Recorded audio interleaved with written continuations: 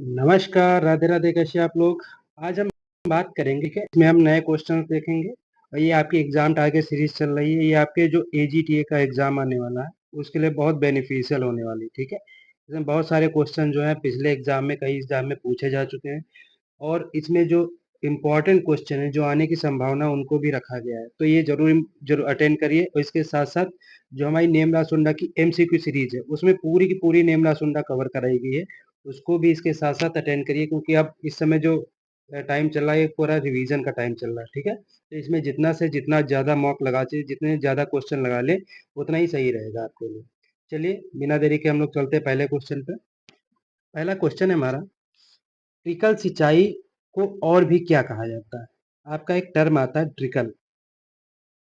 इस टर्म को और हम लोग क्या कहते हैं? ड्रिप सिंचाई या ड्रिप इरिगेशन कहेंगे, सर्ज इरिगेशन कहेंगे, स्प्रिंकलर इरिगेशन कहेंगे या कब्लिगेशन कहेंगे।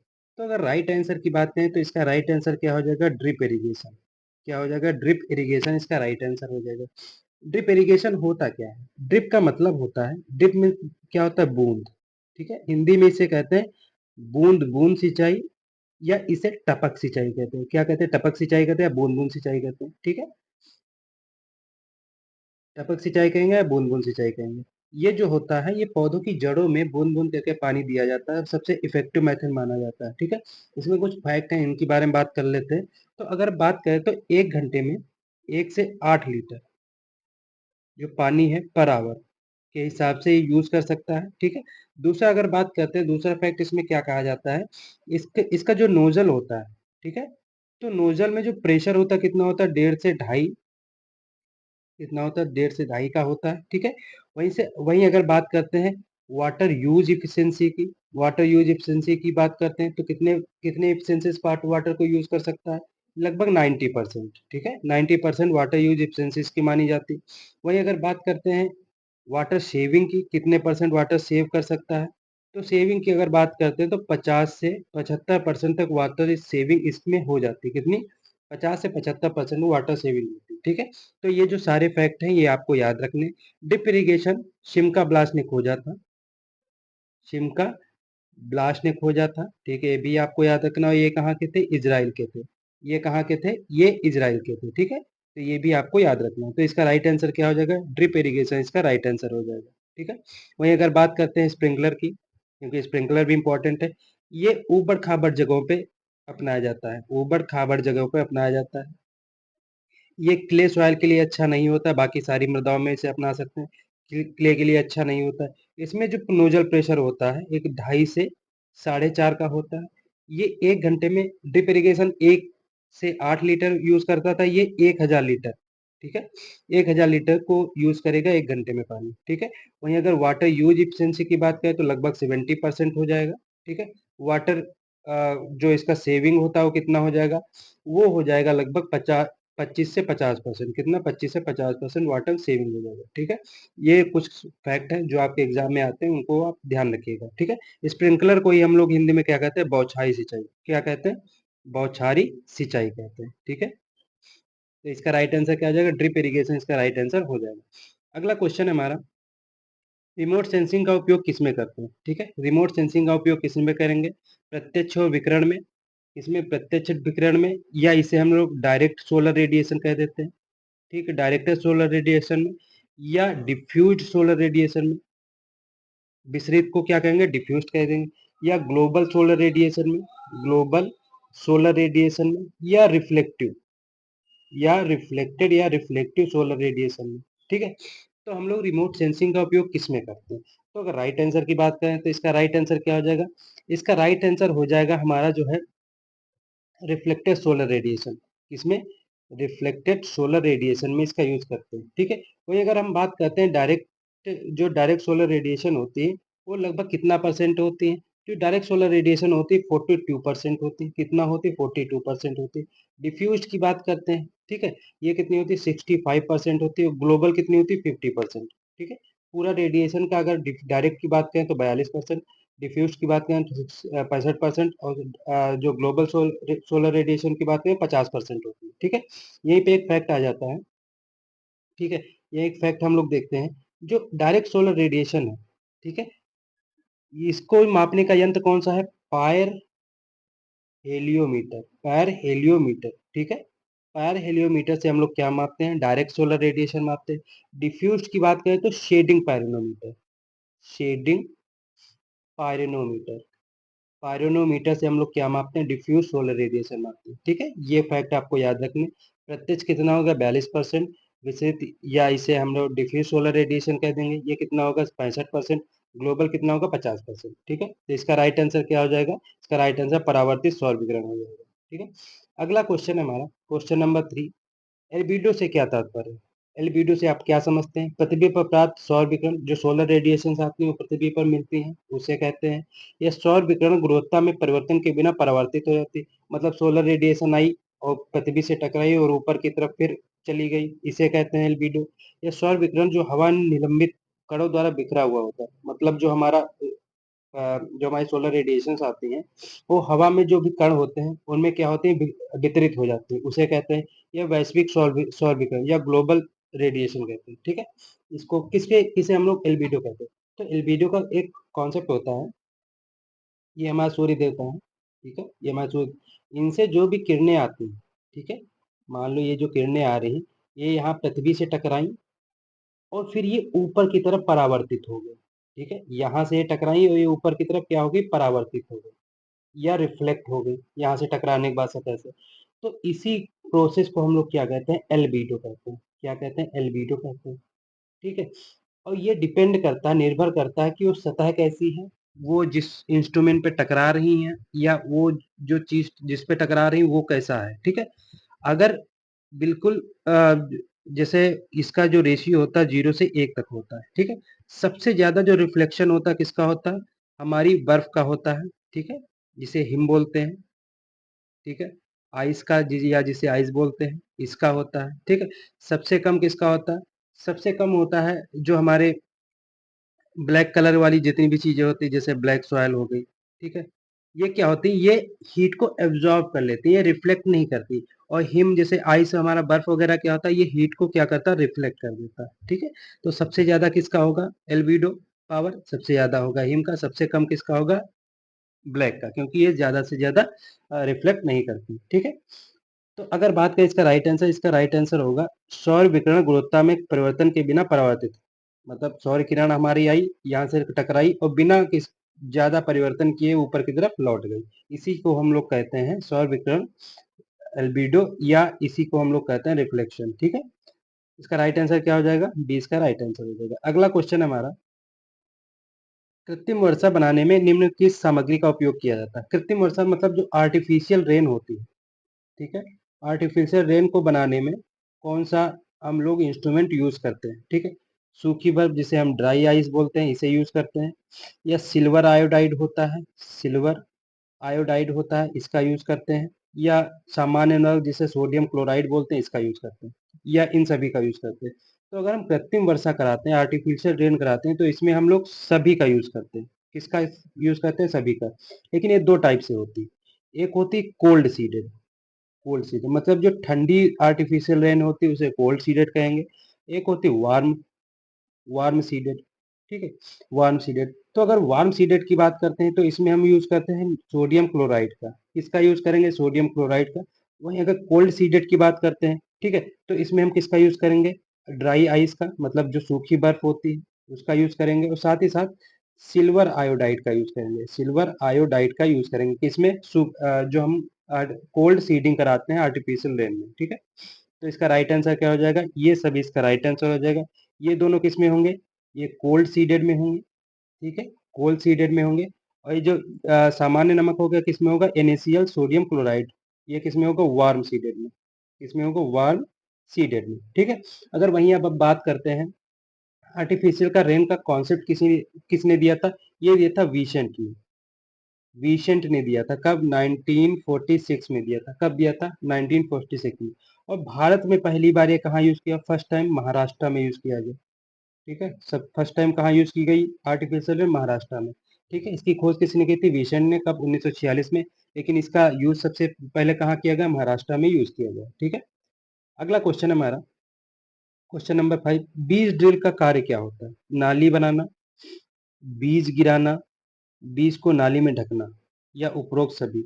जो हमारी सीड ड्रिल होती है वो क्या करती है? सीड सोइंग करती है। सीड सोइंग करती है। अब जब सीड सोइंग करेगी तो पहले तो वो नाली बनाएगी। ऑब्वियस सी बात है, पहले नाली बनाएगी।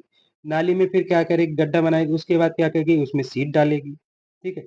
और जब सीड डालेगी तो सीड डालने के बाद उसको क्या करेगी? उसको ढकने का भी काम करेगी। ठीक है।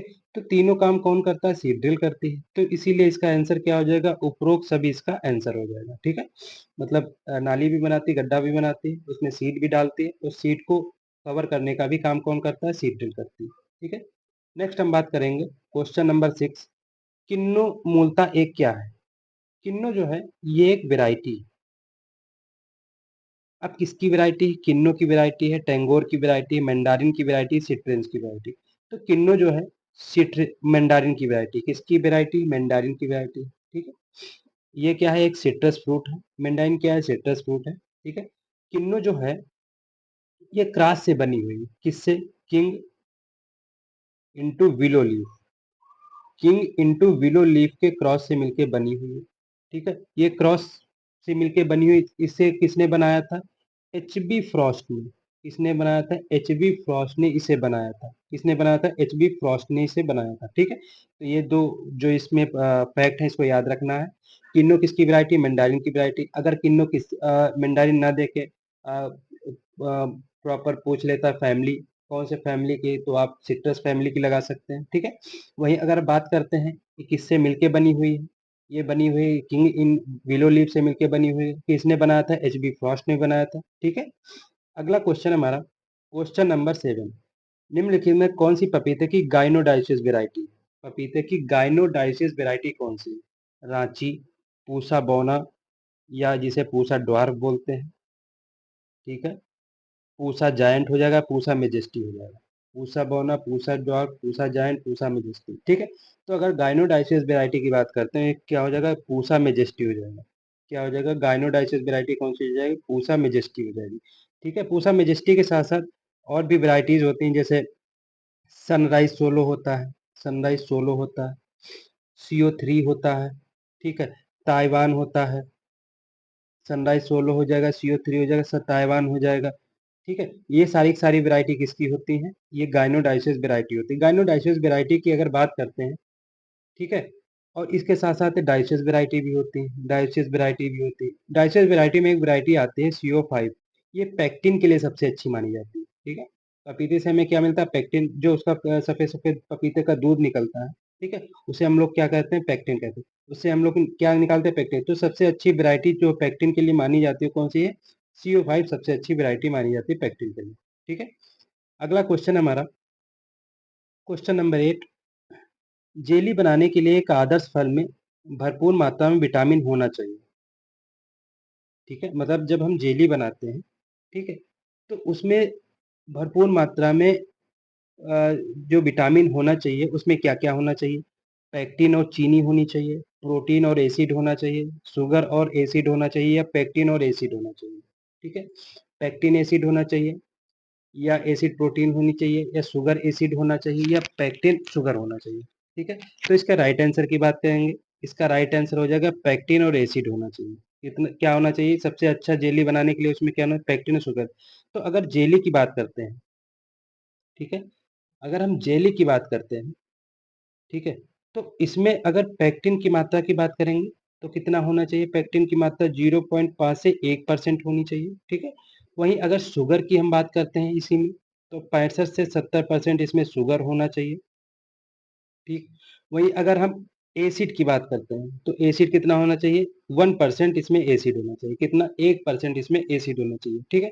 और TSS की बात करते हैं तो 65% से ज्यादा इसमें क्या होना चाहिए? TSS। ये चार फैक्ट जेली के बहुत इंपॉर्टेंट है। फैक्ट कितना? आधे से 1%, शुगर 65 से 70%, एसिड 1%, 65% से ज्यादा TSS होना चाहिए। ठीक है। अगला बात करते हैं, नेक्स्ट हम बात करेंगे क्वेश्चन नंबर 9। भारत में केले का सबसे महत्वपूर्ण रोग कौन सा? Panama wilt, Cercospora leaf spot, sigatoka, या गुच्छेदार शीर्ष, या इसे हम क्या बोलते हैं? बंची टॉप बोलते हैं। क्या बोलते हैं? बंची टॉप बोलते हैं। इसका राइट आंसर क्या होगा? अगर राइट आंसर की बात करें तो इसका राइट आंसर गुच्छेदार या बंची टॉप होगा। ठीक है। ये रोग बनाने में ज़्यादा लगता है केले में, ठीक है। ये किसके द्वारा होता है? ये वायरस द्वारा होता है, वायरस द्वारा, जिसे हम क्या बोलते हैं? बीबीटीबी वायरस, ठीक है। इसका वाहक कौन होता है? इस वायरस का एफिड इसका वाहक माना जाता है, ठीक है। एफिड इसका वाहक के रूप में काम करता है, ठीक है। वायरस का ये रोग फैलाने का काम कौन करता है? एफिड, ठीक है। तो बंची टॉप सबसे मेन और सबसे कॉमन जो रोग है किसका है? बनाना का है। अगला बात करते हैं, इसका राइट आंसर क्या होगा? डी इसका राइट आंसर होगा, बंची टॉप इसका राइट आंसर होगा। क्वेश्चन नंबर 10 की बात करते हैं। नींबू में बीजहीनता किसके कारण होती है? बीजहीनता हीनता का मतलब होता है जो सिट्रस होता है वो सीडलेस क्यों होता है? सिट्रस जो होता है वो सीडलेस क्यों होता है? सेल्फ इनकम्पैटिबिलिटी के कारण, अनिषेक फलन के कारण, पार्थोजेनेसिस के कारण, या बीजांड बाजपन के कारण। तो अगर हम राइट आंसर की बात करते हैं तो इसका राइट आंसर होगा सेल्फ इनकम्पैटिबिलिटी के कारण। किसके कारण होता है? सेल्फ इनकम्पैटिबिलिटी के कारण होगा, ठीक है। इसमें एक आपके पास ऑप्शन आया है, अनिषेक फलन या पार्थेनो, इसे क्या बोलते हैं? पार्थेनोकार्पी बोलते हैं। पार्थेनोकार्पी एक कॉन्सेप्ट होता है, एक होता है एपोमिक्सिस, बहुत इंपॉर्टेंट है, कभी कभी इसकी डेफिनेशन दे देते हैं, इसमें थोड़ा सा अंतर है। बिना निषेचन के या विदाउट फर्टिलाइजेशन, बिना फर्टिलाइजेशन के, ठीक है, विदाउट फर्टिलाइजेशन के क्या बनता है? जब फ्रूट बनता है, क्या बिना फर्टिलाइजेशन, क्या बिना निषेचन के जब फल का निर्माण होता है तो वो टर्म क्या हो जाता है? पार्थेनोकार्पी। जब विदाउट फर्टिलाइजेशन के क्या बनता है? सीड बन जाता है। विदाउट फर्टिलाइजेशन के सीड जब बनता है तो उसे हम लोग क्या कह देंगे? उसे हम लोग एपोमिक्सिस कह देते हैं। उसे हम लोग क्या कह देते हैं? उसे हम लोग एपोमिक्सिस कह देते हैं, ठीक है। तो पार्थेनोकार्पी एपोमिक्सिस में अंतर आ गया। जो पार्थेनोकार्पी होती है उसमें फलों का निर्माण हो जाता है, एपोमिक्सिस में क्या होता है? इसमें सीड का निर्माण हो जाता है, ठीक है।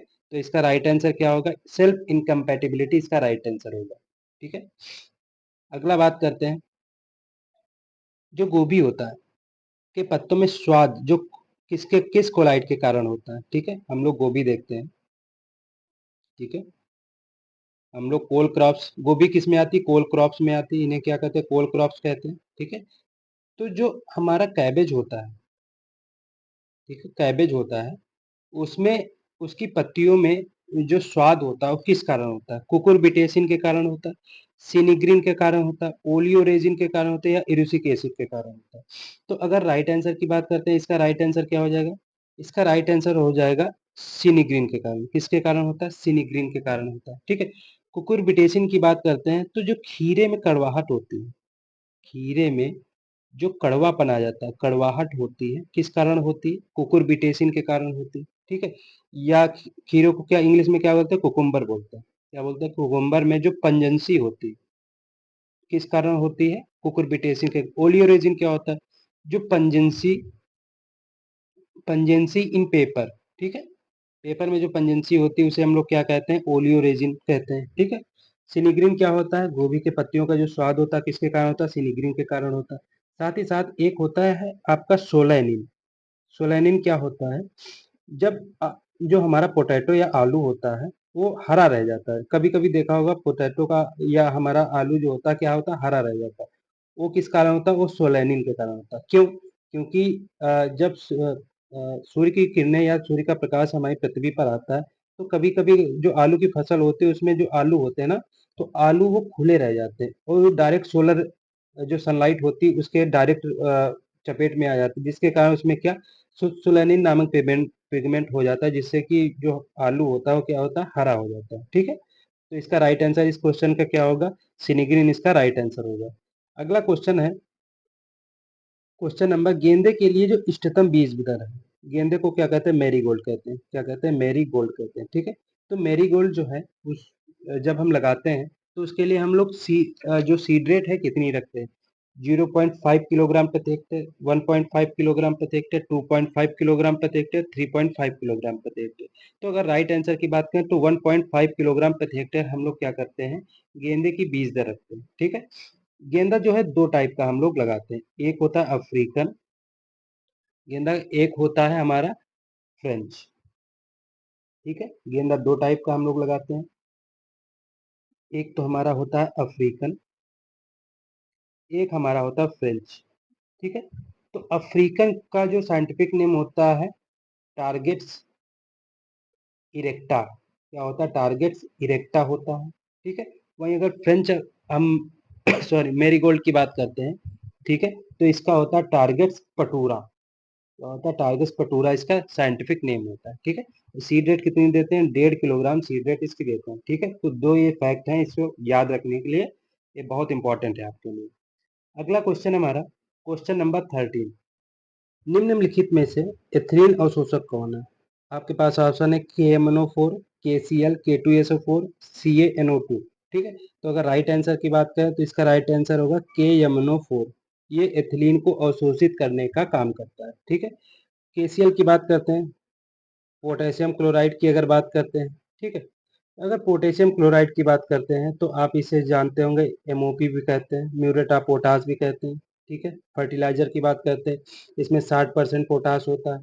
कितना होता है, 60% पोटाश होता है। अगर पोटाश की बात करें तो कन्वर्जन जो रेशियो होता है इसका, कन्वर्जन फार्मूला क्या होता है पोटाश का। ठीक है, तो अगर हमें क्या निकालना है, P2O5 निकालना है। ठीक है, तो P गुड़े 1.20 हो जाएगा। अगर P निकालना है, ठीक है, और P2O5 गुड़े P2O5 गुड़े कितना हो जाएगा, 0.882 हो जाएगा, 0.82 हो जाएगा। ठीक है, तो इसका ये राइट आंसर हो जाएगा, और इसका राइट आंसर KMnO4 हो जाएगा।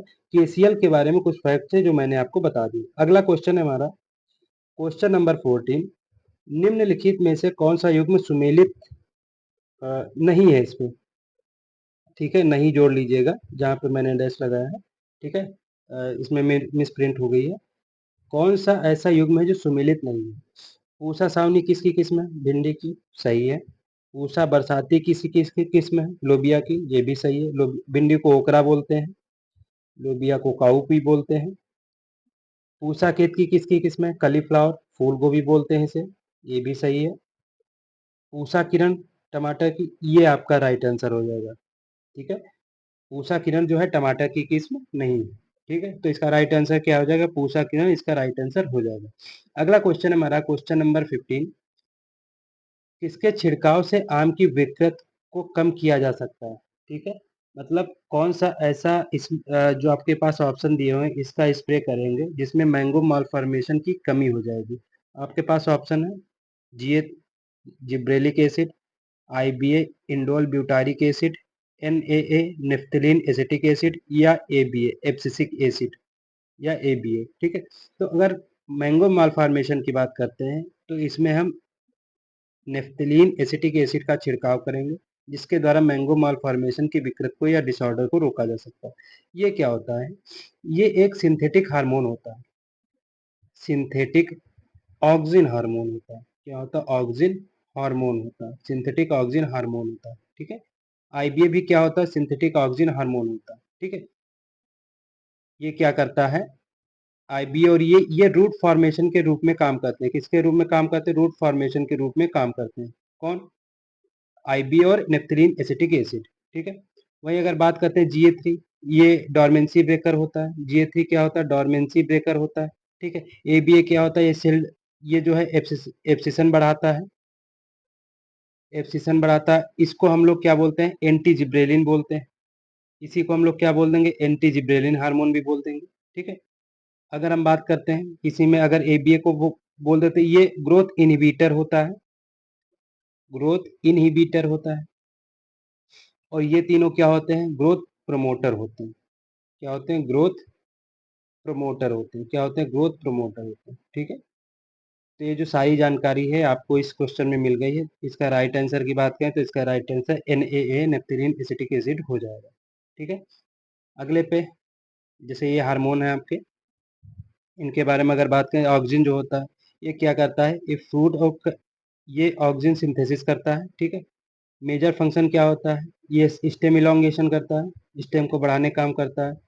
फोटो ट्रॉपिज्म और ग्रेविट्रॉपिज्म में काम करता है। साइटोकाइन की बात करते हैं, ये सेल डिवीजन को रेगुलेट करता है। जिब्रेलिन की बात करते हैं, ये रेगुलेट करता है फ्रूट ग्रोथ को, सीड डेवलपमेंट को। ठीक है, साथ ही साथ एब्सिसिक एसिड की बात है, ये ग्रोथ को रोकता है, अभी मैंने आपको बताया। एथिलीन, ये ग्रोथ को पकाने का काम करता है। ठीक, ग्रोथ नहीं, फ्रूट को पकाने का काम कौन करता है, एथिलीन करता है। ठीक है, फलों को पकाने का काम कौन सा हार्मोन करता है? इथिलीन हार्मोन फलों को पकाने का काम करता है, ठीक है। इथिलीन दो टाइप का होता है, ठीक है, इसको इसमें बता देते हैं। इथिलीन दो टाइप का होता है, एक होता है गैसियस फॉर्म, एक होता है लिक्विड फॉर्म। ठीक है, गैसियस फॉर्म में जो होता है उसे एथेरल कहते हैं, एथेरल कहते हैं। और जो लिक्विड फॉर्म में होता है, सॉरी, जो लिक्विड फॉर्म में होता है उसे कहते हैं एथेरल। और जो गैसियस फॉर्म में होता है, ठीक है, जो गैसियस फॉर्म में होता है उसे हम लोग क्या कहते हैं? उसे हम कहते हैं इथेफोन, ठीक है, उसे हम लोग क्या कहेंगे? इथेफोन कहते हैं। एक बार, जो गैसियस फॉर्म में होता है उसे इथेफोन कहते हैं, जो लिक्विड फॉर्म में होता है उसे क्या कहते हैं? एथेरल कहते हैं। क्या कहेंगे? एथेरल उसे कहेंगे, ठीक है। तो इसका राइट आंसर नेफ्रिन एसिटिक एसिड, फिर से एक बार देख लीजिए, ठीक है। चलते हैं अगले पे। तो अगला क्या है आपका क्वेश्चन, यहीं पे समाप्त होते हैं। मिलेंगे अगली क्लास में नए क्वेश्चनों के साथ, बेहतरीन क्वेश्चनों की उम्मीद है ये क्वेश्चन आपको अच्छे लगेंगे। और जो अ, इसका जो अ, समझाने का तरीका है या जो भी इसमें आपको जानकारी मिल रही है इन क्वेश्चनों के माध्यम से, बहुत बेनिफिशियल रहने वाली है आपको, ठीक है। तो इसे जरूर अटेंड करिए और दोस्तों को लाइक शेयर सब्सक्राइब जरूर करते रहिए, उनसे बताते भी रहिए, उनको भी शेयर करते रहिए और खुद भी ये चीज़ करते रहिए। चलिए मिलते हैं अगली क्लास में, तब तक के लिए धन्यवाद।